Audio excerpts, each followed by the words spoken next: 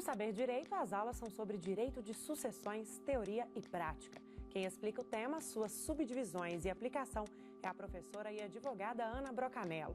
No curso, ela explica o conceito e regras que regem o tema, fala sobre sucessão legítima, testamento, doação, planejamento sucessório e muito mais. É a partir de agora no Saber Direito. Olá, meu nome é Ana Brocanello, sou advogada e professora especialista em Direito das Sucessões e Direito de Família. O nosso curso dessa semana será tratado sobre sucessões, sucessão legítima, sucessão testamentária, a sucessão no casamento e união estável, assim como temas como planejamento sucessório, doação, entre outros. Na nossa primeira aula, nós estudaremos conceitos e regras gerais da sucessão, a fim de que esses temas, esses conceitos, essas regras possam vir facilitar as nossas próximas aulas. O livro que trata das sucessões, trata-se do livro 5 do Código Civil, falando de direitos das sucessões a partir do artigo 1784. Então, seria muito bom se você pudesse ter um Código Civil do lado para poder acompanhar a nossa aula. Primeiramente, entenderemos o que é sucessão. Sucessão é a maneira da qual nós transmitimos bens de uma pessoa a outra. É a substituição do sujeito. O que seria esse sujeito? A pessoa a quem tem direito, propriedade, posse desses bens. Na sucessão causa-mortes, que é o que nós estudamos na sucessão, as obrigações assumidas pelo de cujus, que no caso é o termo em latim que a gente se refere ao falecido, ao autor da herança já morto, diz que não ultrapassam as forças da herança transmitida. Primeiro, temos que entender o que é sucessão. Sucessão, de uma maneira mais ampla, trata-se da substituição do sujeito de direito por outro. Neste caso, a substituição do autor da herança, do de cujus, do falecido, como nós chamamos, por uma pessoa a quem ele vai deixar subrogado esse direito, que no caso são os herdeiros. Na sucessão causa-morte, a obrigação assumida pelo de cujus, que no caso do termo em latim, que, voltando a repetir, é o termo que se trata do falecido, não ultrapassam as forças da herança transmitida. O que isso significa exatamente? Que uma vez que você receba como herança, ali ficará restrito o seu direito. Vamos entender melhor. Mas antes disso, nós temos que discutir uma questão muito importante que vem do direito constitucional. Antes de tudo, teremos que saber algumas questões de direito constitucionais fundamentais, ou seja, no nosso artigo 5º. No seu inciso 30, vem dizendo que é direito receber a herança. Porém, este direito, muitas vezes, conflita com o direito de propriedade. E por que isso se dá? Entendemos. O direito de propriedade diz que você, quanto possuidor, proprietário de um bem, você pode dispô-lo da maneira que você quiser. Você pode vender, você pode emprestar, você pode usufruir, fazer cessão, fazer a maneira que você quiser. Porém, ele colide diretamente com o direito de herança. E por que isto? Se eu tenho um bem e posso dispô-lo da maneira que eu quiser, por que ele colidiria com esse direito de herança? Por uma simples questão. O direito de herança traz algumas regras próprias dela, vindo através do direito sucessório. Neste direito sucessório, nós temos a seguinte regra: uma vez que você possua herdeiros necessários, que são os seus ascendentes e os seus descendentes, cônjuges, você não poderá dispor de todos os seus bens em caso de sucessão sem que haja uma pré-determinação anterior. Logo, este direito tranquilamente colide com o direito de propriedade.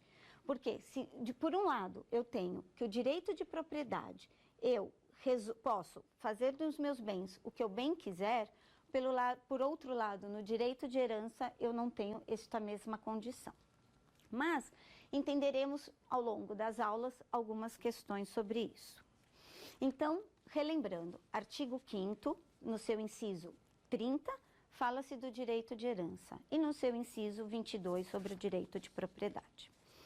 Então, onde que eu posso, como que eu posso dispor dos meus bens ao longo de uma vida inteira, fazer um planejamento sucessório, onde que eu posso fazer com que este direito de herança seja amplamente discutido, onde eu posso realizar este direito de propriedade de uma maneira melhor diante da nossa herança. E aí a gente vem na sucessão testamentária. Nós temos que discutir também algumas regras, algumas situações, como doação, como planejamento sucessório de uma maneira mais ampla, para entender, para fazer com que se valha esse direito de herança, esse direito de propriedade de uma maneira que a minha família, que é o bem a gente maior, que é o bem maior que a gente quer proteger, consiga realizar.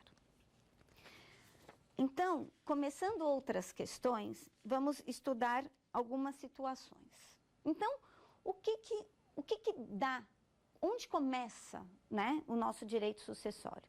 Se começa a partir do evento morte. Morte de quem? Desse autor dessa herança. Quem que é o autor da herança?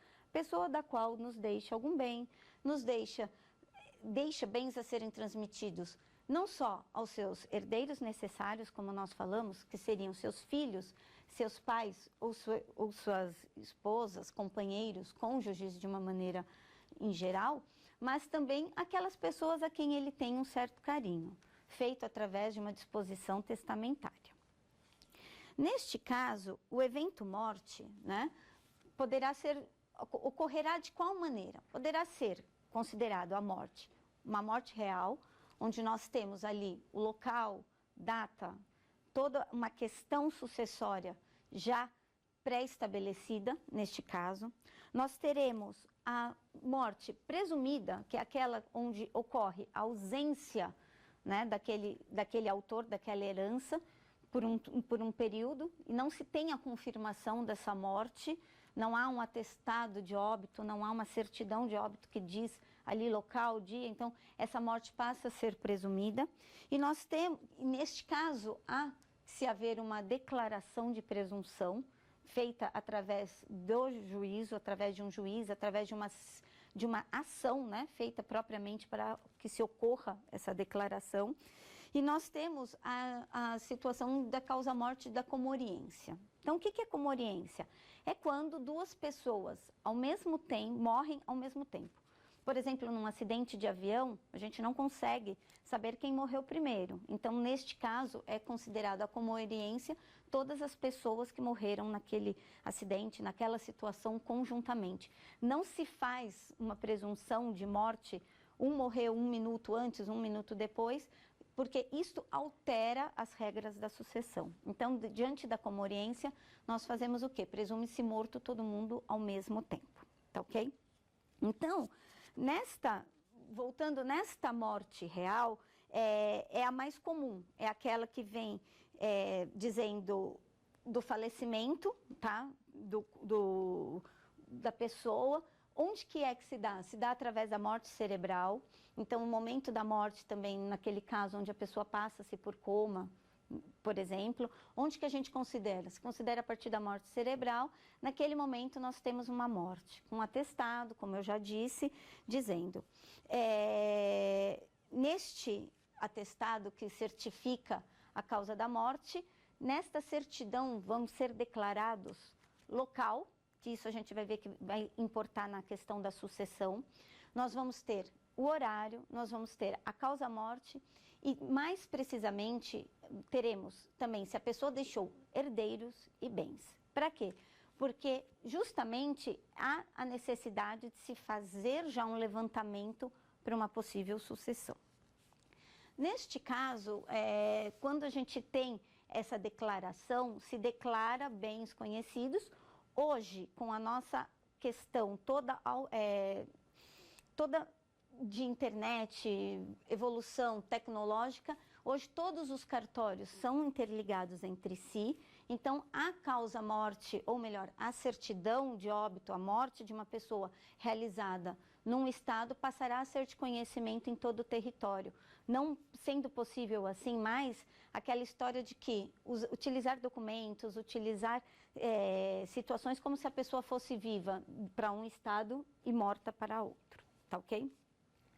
Falando da morte presumida, que é a morte mais difícil, sem uma declaração de uma ausência, sem uma justificação, o nosso Código Civil, né, no artigo 7, admite que a morte seja presumida sem declaração em duas situações. No desaparecimento do corpo da pessoa, num acidente, em alguma situação, certo? Que seja provável que essa pessoa não tenha realmente sobrevivido àquela situação, aquela situação que daria essa morte presumida, assim como no desaparecimento através de situação militar.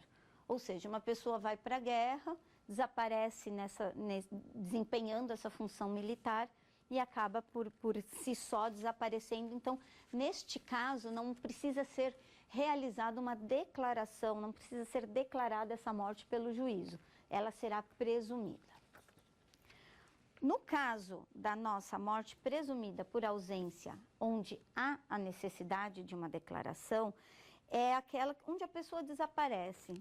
Vocês lembram daquela situação onde a pessoa falava que ia comprar cigarro e desapareciam, tão antiga na nossa época dos nossos avós?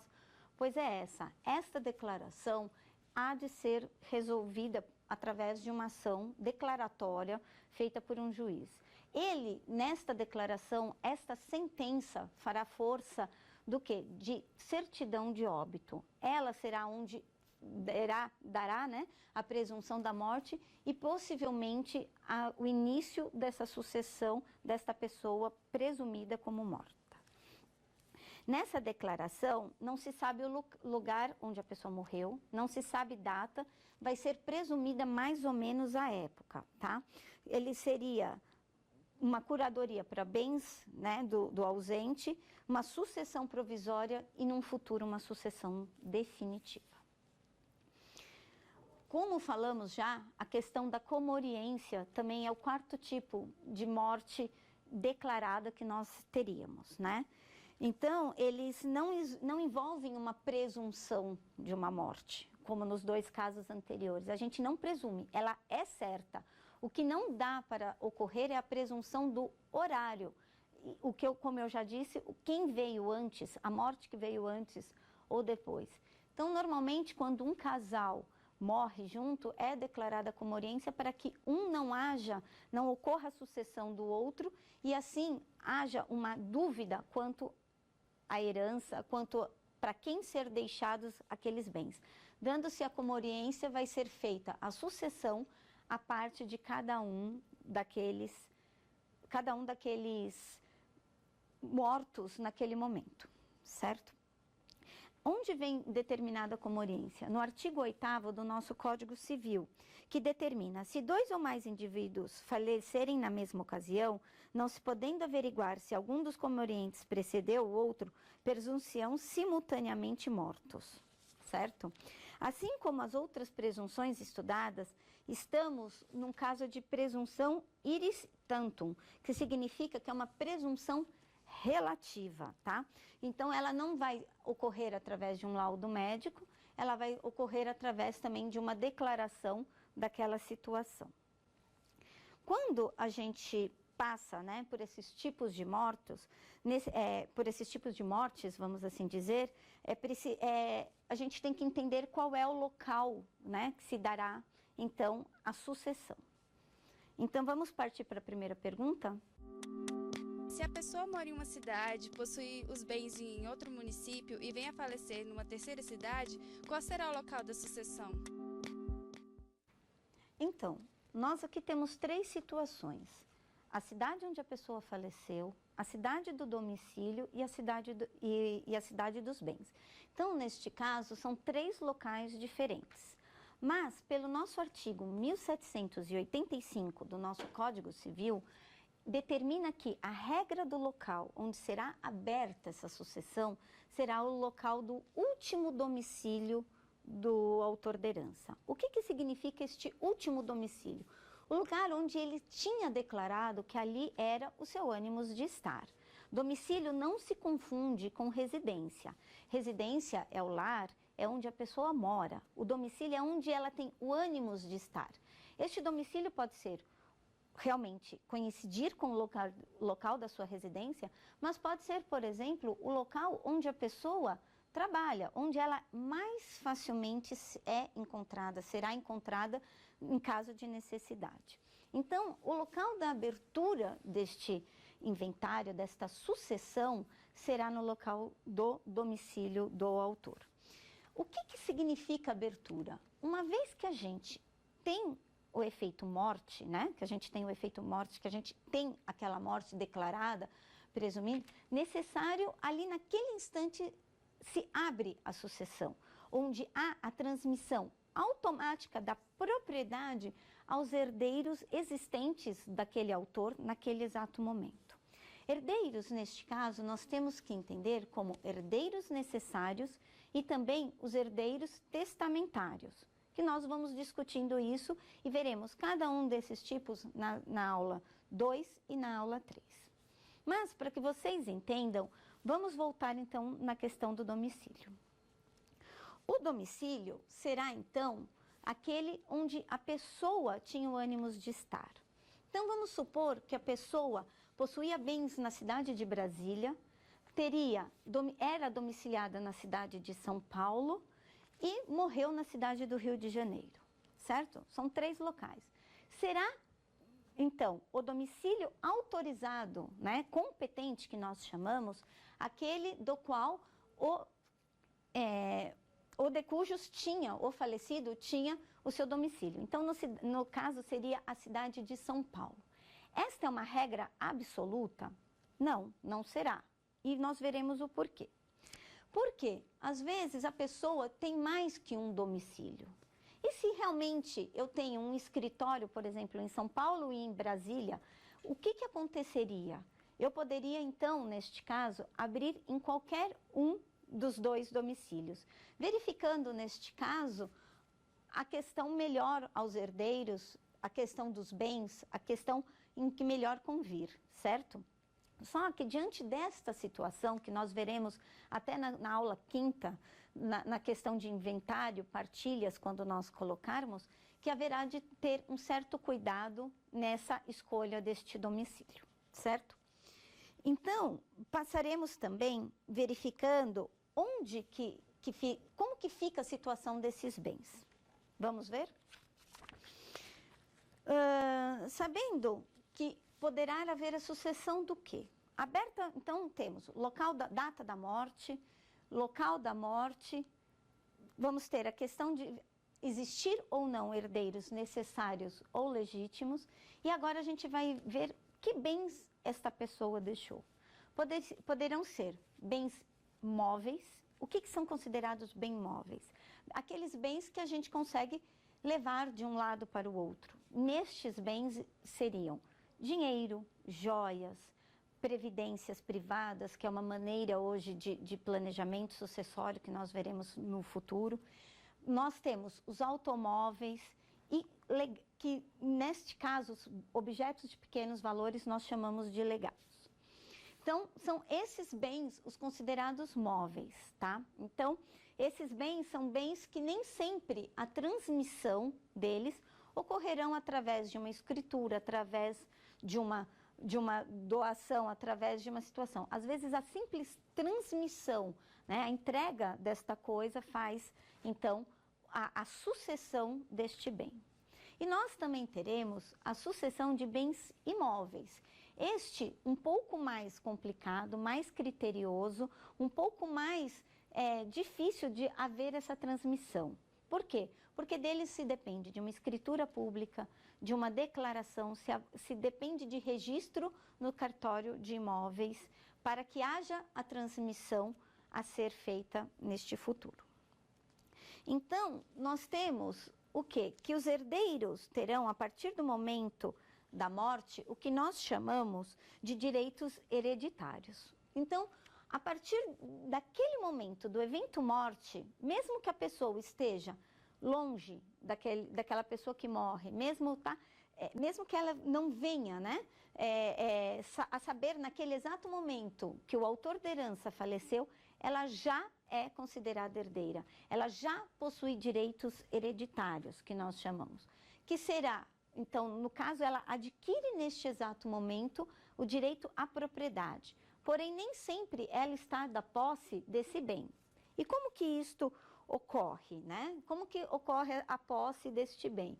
Terá que ser feito todo um processo de inventário, partilha, a verificação de quem são os herdeiros, de quem não são, para a gente realmente verificar onde fica, né? Ajustes de valores, para quem ficará o quê? Recolher impostos, verificar toda a situação legal daquele bem, a situação, a vontade, né? O dispositivo de última vontade, caso tenha sido deixado pelo autor da herança, para a gente verificar o que é possível ser feito ou não. A partir do momento que eu tenho a transmissão desses bens, a partir do momento que eu adquiro esse direito, né, hereditário, com essa aquisição, vem para mim também a aquisição de certas obrigações quanto herdeiro, certo? Como a obrigação, por exemplo, do pagamento do imposto da transmissão de causa-mortes, que em São Paulo chamamos, por exemplo, de ITCMD, porque é imposto de transmissão causa-mortes e doações. Em alguns estados é só chamado de ITCM, que é somente causa-mortes, mas chamaremos então aqui, a partir de agora, de transmissão causa-mortes para não haver confusão, tá ok? Uma das coisas também que a gente tem que verificar é a possibilidade desse bem ser divisível de uma maneira rápida e eficaz. O que seria este bem ser divisível? É, por exemplo, uma transmissão de direitos hereditários sobre dinheiro, que é uma coisa fácil de se dividir. É um imóvel, por exemplo, que é um bem indivisível, porque muitas vezes esse imóvel não tem a condição de ser partilhado, ser loteado. Então, é uma transmissão que vai ser feita, você vai adquirir, no caso, o direito, porém vai ter condomínio, né? Seria o domínio em conjunto com outro herdeiro, até que esse possa ser, por exemplo, vendido ou trazido para o seu quinhão de uma forma única, exclusiva, para fazer parte do seu patrimônio. Então, o que a gente tem que ver? Também a questão da divisibilidade deste patrimônio, verificar as condições em gerais. Então, são alguns detalhes ao longo que a gente tem que verificar. Então, vamos retomando aos poucos para não ficar difícil. Então, nós temos a morte, o efeito morte declarado, nós temos o local, nós temos data, nós temos a questão se há ou não herdeiros, nós teremos a questão se é um bem divisível ou não e a transmissão, neste caso, dos direitos. No artigo 1793, verifica-se a possibilidade de realizar direito à sucessão aberta. O que é isso? Através de uma escritura pública, a transmissão deste bem. Então, quando nós vamos preparar um inventário, uma partilha, a gente tem que reunir vários documentos para verificar a questão, a situação desses bens. Como isso funciona? Então, a gente vai pegar, além da declaração de óbito do falecido, para verificar, no caso, local, se deixou herdeiros, se há bens suscetíveis, nós vamos pegar, uma vez localizados esses bens imóveis, nós vamos localizar onde esses bens se encontram, a situação jurídica de cada um, e vamos verificar também a situação se o autor da herança, se o falecido, deixou ou não disposição testamentária. Por quê? Ela também modifica a nossa partilha, o nosso inventário, essa transmissão de bens. E por que isto ocorre? Ocorre simplesmente pelo fato de que o autor da herança, uma vez tendo, né, herdeiros necessários, herdeiros, o que nós chamamos de herdeiros legítimos, ou seja, descendentes, ascendentes ou cônjuges, somente poderá dispor, através de testamento, de 50% dos seus bens. Neste caso, a disposição testamentária virá, então, trazendo para esta sucessão, para esta herança, os herdeiros também deixados através de testamento. Então, neste caso, também será necessário ser colocados estes herdeiros nesta sucessão, trazer a documentação deles para a gente, assim, ter um quadro mais amplo e geral desta sucessão. Nós temos também a questão do prazo. E como que isto funciona? Vamos verificar na nossa pergunta de agora? Existe prazo para que a herança seja aberta após a morte de quem deixou bens? Essa pergunta vem descrita no nosso novo Código de Processo Civil. Por quê? Será através do nosso Código de Processo que virão as regras de como funciona toda essa sucessão. Dentro do nosso Código de Direito Civil, nós temos todas, quem são os herdeiros, quem que tem capacidade, quem não tem. Porém, é dentro do nosso Código de Processo que serão ditadas as regras. E esta pergunta virá através do artigo 611 do novo Código de Processo Civil, que entrou em vigor em março de 2016. Neste código, fala-se em 2 meses a partir da data da morte, né? Do efeito morte que nós chamamos. Ele diz que teremos, então, 2 meses. Por que não 60 dias? Porque não vem, ele vem considerando 2 meses. Então, a pessoa que vem falecer, por exemplo, no dia 1º de março, terá 2 meses. Então, contaremos março, abril, provavelmente o prazo para a abertura dessa sucessão se encerra no dia 30 daquele mês de abril, 2 meses corridos após a morte. Neste novo código também vem colocando o prazo para que se encerre este procedimento. Ou seja, uma vez aberto, ele pode correr por longos e longos anos? Não. Poderá sim ser prorrogado caso haja necessidade. Mas no novo CPC nós falamos em 12 meses subsequentes à abertura para que seja encerrado todo esse procedimento, onde localização de herdeiros, trazer documentação, realizar as primeiras declarações, ser feito toda a partilha, né? Trazer a colação, os bens necessários, verificação de abertura de inventário, para quê? Para que seja encerrado este prazo. Então, nós temos 2 meses para a abertura e 12 meses para o encerramento. E neste caso, e se o prazo não é respeitado? No caso da abertura, não existe uma sanção declarada no nosso código. Não haverá uma punição, não haverá uma questão, uma penalidade, né? Neste caso, vinda desse não cumprimento. Porém, a penalidade virá através do nosso bolso. No quê? No pagamento do ITCMI, como nós falamos antes. Esse ITCMI, na realidade, nós temos esses 2 meses para que seja aberta essa sucessão. Nós teremos que fazer uma declaração, haver uma autorização judicial no nosso processo lá, que faz o nosso inventário. Para quê? Para o recolhimento do imposto ser realizado e que não haja uma multa. Normalmente, cada estado é quem regula a questão do imposto de transmissão. Este imposto normalmente versa de 4% a 8% do Monte Mor. Tá, falamos uma palavra diferente. Monte Mor, o que seria? Seria o conjunto, tá? Nós chamamos de Monte Mor o conjunto dos bens deixados, né, para o inventário, para os herdeiros. Então, chamamos de Monte Mor, que uma vez aberto o inventário, uma vez sendo declarado, passa a ser o espólio.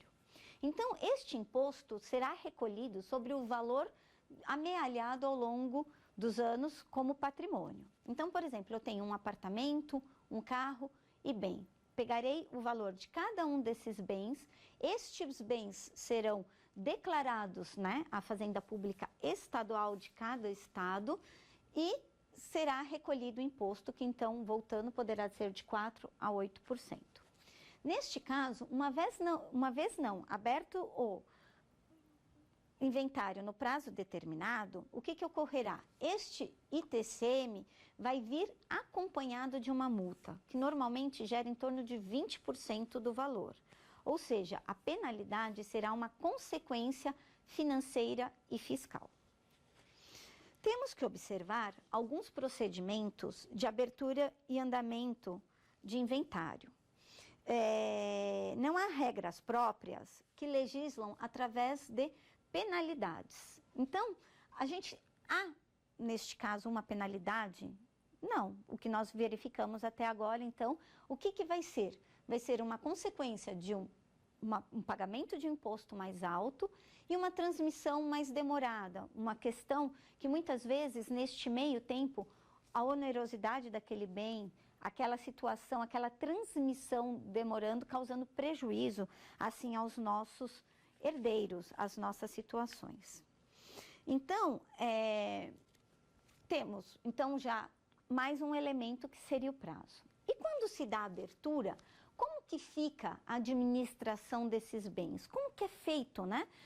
Todo esse recolhimento, toda essa estrutura dessa herança ao longo deste primeiro procedimento.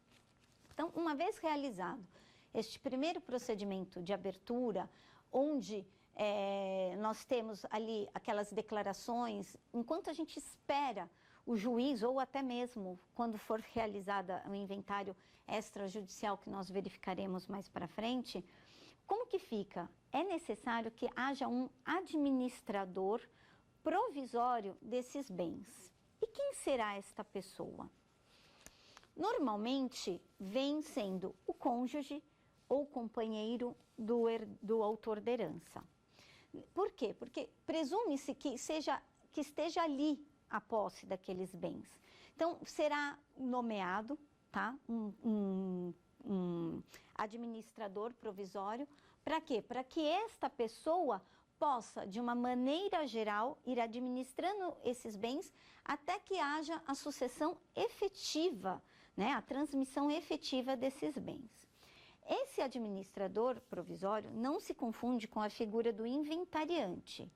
Quem é o inventariante? O inventariante já será o administrador do espólio, daquele conjunto de bens assim já declarados pelo juiz, e que, neste caso, poderá realmente ser a mesma pessoa por uma questão de comodidade, por uma questão que ela é realmente a pessoa que melhor administra, a pessoa que melhor tem condições de realizar.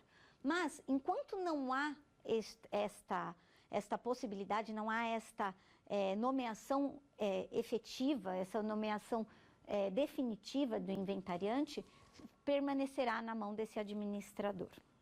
Então, a regra para quem será o administrador provisório está no 1797 do nosso Código Civil, que diz que, primeiramente, o cônjuge ou companheiro, segundo, os herdeiros que estiverem na posse e administração do bem, o terceiro, ao testamenteiro, e, no quarto lugar, uma pessoa de confiança do juiz. E se não houver nenhuma dessas 4 categorias? A pessoa não deixou herdeiros, não deixou cônjuges, não há um testamento elaborado e, por enquanto, o juiz não determinou quem seria o administrador. O que acontece?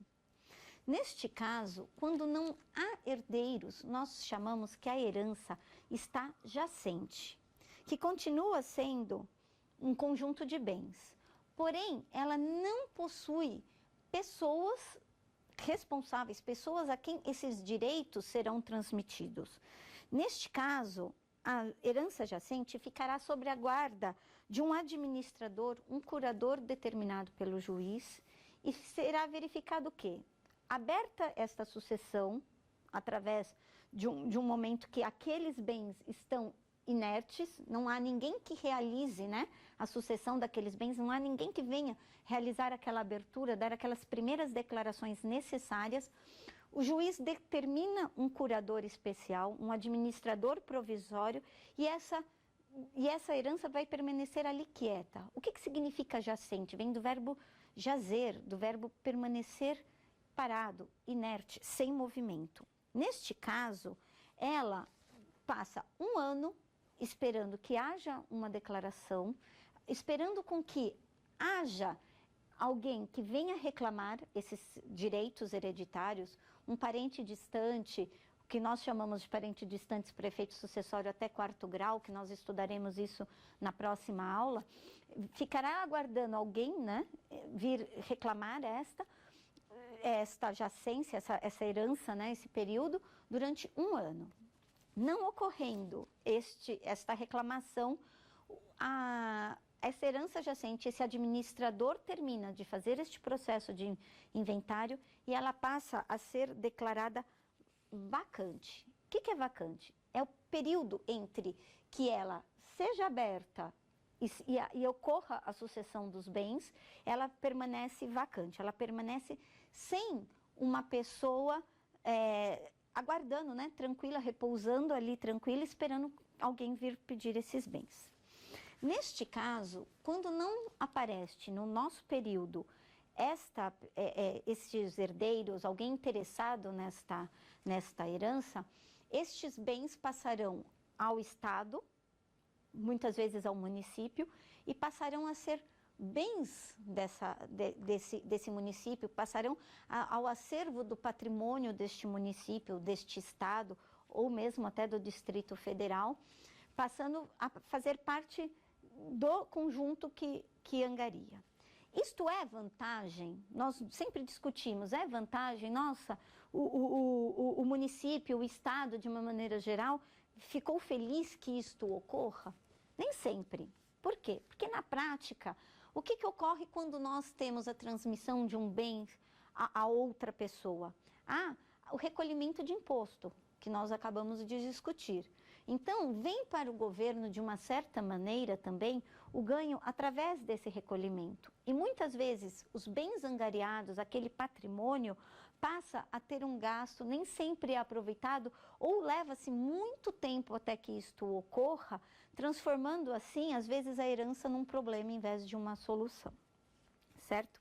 Então, durante o patrimônio, durante o período em que esta herança permanece jacente, o patrimônio não tem um titular. Então, durante a vacância, de quem é este patrimônio? Não existe. De quem é as obrigações a serem cumpridas, né, que nós estávamos colocando sobre localização, prazo, recolhimento? Ela não é realizada. Ela fica quieta, essa herança, durante este 1 ano, aguardando ser provocada por uma pessoa, né, por um terceiro. Não ocorrendo isto, ela passa então, somente então, o Estado, município, ou quem é, né, do poder público que angariará esse patrimônio para o seu acervo, né, é que dará continuidade e realizará esses atos necessários para esta herança passar a fazer parte da situação. Então, vamos ver a questão 3, por favor. Até que grau de parentesco o indivíduo é considerado herdeiro? Nós estudaremos, através do 1829, no inciso 3º, né, vem falando do quê? De parentes colaterais. Quem são os parentes colaterais? Primeiramente, nós, né, descendemos de parentes em linha reta. Quem são? Uma vez, nós somos descendentes. Quem são? São os abaixo. Então, nós teremos como descendência em linha reta nossos pais, acima deles nossos avós e acima dos nossos avós, nossos bisavós. A partir da nossa descendência vem em linha reta para baixo. Quem serão? Serão nossos filhos, nossos netos, nossos bisnetos. Em linha reta, que nós chamamos, né, o parentesco em linha reta, não há grau de parentesco, ou seja, não existe essa questão até onde eu sou parente ou não. Uma vez que eu sou descendente daquela pessoa em linha reta, sempre haverá um grau de parentesco. No caso dos colaterais, isto já para no 4º grau. Como que significa isto? Nós viremos contando que através do nosso parentesco, então nós temos nosso 1º grau, que seríamos nossos pais, em relação aos colaterais. Em relação aos nossos irmãos seriam nosso 3º grau e nossos sobrinhos em 4º. Então, voltando, nós em 1º grau, nossos pais em segundo, nossos irmãos em terceiro, nossos sobrinhos em quarto. Não possuo irmãos, sou filho único. Como fica essa situação? Então virão nossos tios. Por quê? Nós em primeiro grau, nossos pais em segundo, nossos avós em terceiro, em relação aos nossos tios. Vocês verificarão melhor no gráfico que nós colocaremos para vocês durante a aula. Em relação, meu pai não possui irmãos. Quem seriam? Então, neste caso, seriam os que nós chamamos de tios avós. Nossos parentes em quarto grau chegariam aos nossos tios avós, sendo nossos avós como terceiro grau e nossos tios avós como em quarto. Então, respondendo à nossa pergunta, nós herdamos através de parentesco de colaterais até o nosso quarto grau, certo? E como que fica a qualidade desses herdeiros? Como que nós verificamos, como que eu sou declarado, mesmo tendo lá um quarto grau, como que eu sou declarado herdeiro nessa herança? Essa declaração vai ser feita pelo juiz, né? Através da verificação daquela documentação toda que nós colocamos durante aquele inventário, através de comprovando, né, o parentesco com essa pessoa, através de certidões de óbito, nascimento neste caso dos meus avós, no caso dos meus pais, dos meus sobrinhos, dos meus tios-avós. Então, juntando essa documentação, verificando essa árvore genealógica, verificando a qualidade de herdeiro, a partir daí nós somos considerados para a justiça como herdeiros oficiais disso, através de uma declaração. Neste momento, então, houve a morte. Já sou herdeiro? Não, existe uma situação que nós chamamos de aceitação. Então, para que eu aceite essa herança, eu tenho que ir lá falar para o juiz, eu aceito? Não. Aceitação, neste caso, pode ser formal, através realmente de uma declaração, mas ela pode ser também tácita, né? Que ela vem no quê? O meu silêncio, eu convidado a ser considerado herdeiro, eu simplesmente fico silente, faço meu silêncio. Neste caso, o juiz, uma vez eu intimado, né, para responder naquele processo, sou ou não sou herdeiro, eu fico silente a minha aceitação tácita. A aceitação expressa é muito difícil de ocorrer, né? É muito raro a gente ter aquela situação. Ela vem através, às vezes, até mesmo da realização dos atos da herança em si, sabe? A colocação da procuração nos autos, o fornecimento da documentação, ela vem expressa, ela se torna expressa e tácita ao mesmo tempo, no sentido de que não há uma aceitação por escrito, porém há um ato expresso no momento que eu procedo à abertura, realizo, participo daquela sucessão. E se no caso eu não quero aquela herança? O que eu faço? Neste caso nós chamamos de renúncia, que seria renunciar os bens. Neste caso, a renúncia, diferentemente da aceitação que poderá ser tácita, a renúncia deverá ser expressa. De que maneira? Ou eu faço ela nos próprios autos, no sentido de que faço uma declaração minha de próprio punho e coloco lá naquele processo que eu estou renunciando, que eu não quero aqueles bens, não quero ser herdeiro daqueles bens, ou posso fazer através de escritura pública diante de um cartório. Me dirijo a um cartório e faço ali uma declaração minha dizendo que aqueles bens não são do meu interesse e que a partir dali eu não quero exercer o meu direito a receber esta herança. Neste caso, como que fica esses bens do qual eu renunciei? Nós verificaremos lá para frente, no caso do inventário de partilha na aula 5ª, que neste caso, uma vez que eu renuncio, havendo outros herdeiros, estes bens voltam para este monte-mor, voltarão para aquele conjunto de bens e serão divididos igualmente na situação de herdeiros. Então, eu não posso renunciar a favor de alguém? Não, você não pode renunciar a favor de alguém. Uma vez que haja esta renúncia, será a favor da herança em geral e não em relação a uma pessoa. Porque se eu faço a renúncia a favor de uma pessoa, não é considerada renúncia, e sim doação, transmissão desse bem, da qual geraria novamente imposto. Neste caso, eu posso, voltando à questão da renúncia, então eu não posso renunciar a favor de alguém, nem em relação, por exemplo, a meus filhos, não. Esta renúncia alcançará quem estiver na mesma classe sucessória que eu. Como que isso funciona? Como assim classe sucessória? Nós entendemos por classe sucessória aquelas pessoas que estão na mesma condição. Então, eu e meus irmãos, por exemplo, em relação aos meus pais, nós estamos na mesma classe sucessória. Eu e meus primos, em relação ao meu avô, caso não haja meu pai e meus tios, nós possuímos a mesma classe sucessória. Então, uma vez que eu renuncio, eu renuncio em favor da mesma classe sucessória. Receberão aqueles bens neste último. Há também uma questão que nós temos que dizer.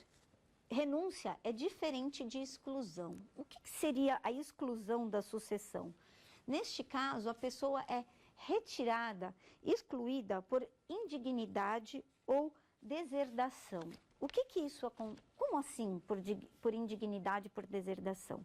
A exclusão do herdeiro por ordem judicial que praticou o ato injusto contra aquele herdeiro. Então vamos pensar, eu fui e tentei, né, contra a vida daquele autor daquela herança, eu pratiquei um ato contra aquela pessoa, eu falei mal dela, eu caluniei, eu difamei.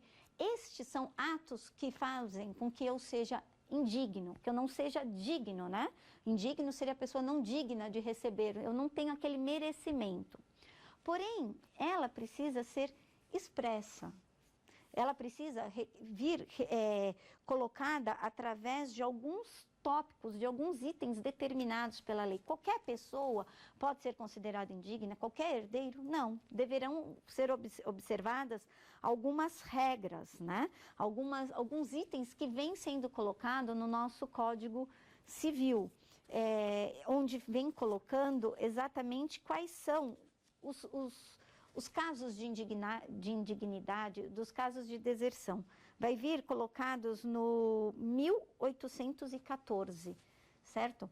Então, vai dizer que enquanto a indignidade, a exclusão se dá, né? No caso, a indignidade se dá pela vontade do autor através de testamento, tá? Essa indignidade vai ser feita pelo testamento. A deserdação vai ser feita por ato judicial.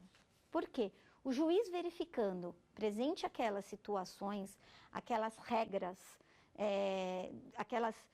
aqueles tópicos, né, da deserdação, ele virá e acabará declarando aquela pessoa indigna, deserdando ela daquela situação. Nós temos que, então, ter em mente, claro, que a indignidade vem pela vontade do autor da herança através de um testamento, ele vai deixar expressa essa vontade, enquanto que a deserdação virá através da exclusão por ordem judicial ao longo aí do processo de sucessão. Essa foi a nossa primeira aula. Então, no resumo de hoje, o que nós verificamos? Nós estudamos o conceito de sucessão no caso de causa-mortes. Então, nós verificamos os tipos que podem ser de morte, né? Que nós temos a morte certa, a morte por presunção, a morte declarada e a morte por comoriência. Nós vislumbramos a questão do direito de propriedade colidir com o direito de herança, que uma vez que eu sou proprietário, eu posso dispor dos meus bens de uma maneira como eu quero, porém, isto não ocorrerá no caso de herança por uma questão que a herança obedece a algumas certas regras quando você possui herdeiros necessários ou herdeiros legítimos, que nós chamamos. Nós vimos o tipo, como que se dá a abertura da morte, da sucessão, né, através da morte, prazo, local, alguns itens. Vimos também quais serão os bens levados à sucessão, no caso, bens móveis e imóveis. E, por fim, como que se dá a aceitação, a renúncia e a exclusão. Bem, essa foi nossa aula, espero que vocês tenham gostado fica aí o convite para a gente estudar de uma maneira profunda nas próximas aulas a sucessão legítima, testamentária, as questões de planejamento sucessório e a parte processual do inventário e partilha. Espero vocês. Ficou com dúvidas? Mande um e-mail para saberdireito@stf.jus.br. Você também pode estudar pela internet acessando o site tvjustiça.jus.br.